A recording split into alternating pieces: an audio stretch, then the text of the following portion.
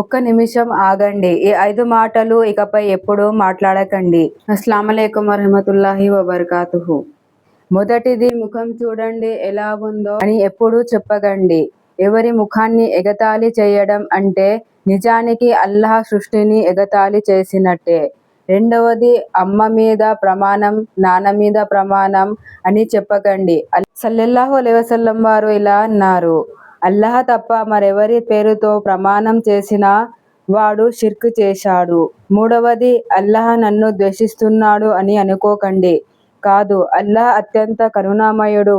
మనలో ఎన్ని పాపాలు ఉన్నా సరే తౌబా ఉన్నంత వరకు అల్లాహ్ కరుణ ఉంటుంది. నాలుగవది, నేను పనికిరాని వాడిని, నా జీవితం వ్యర్థం అని అనుకోకండి. ఖురాన్ చెబుతుంది, అల్లాహ్ ఈ సృష్టిలో ఏది ఉద్దేశం లేకుండా సృష్టించలేదు. మనిషిని అష్రఫుల్ మఖ్లూకాత్ గా సృష్టించాడు. మీ విలువను మీరు తెలుసుకోండి. ఐదవది, ఇతను ఖచ్చితంగా పాపి, ఇతను నరకవాసి అని ఎవరి గురించి కూడా తీర్పు చెప్పకండి. ఎవరు స్వర్గానికి వెళ్తారో, ఎవరు నరకానికి వెళ్తారో అనేది నిర్ణయించడం మన పని కాదు. ఆ తీర్పు కేవలం అల్లాహ్దే.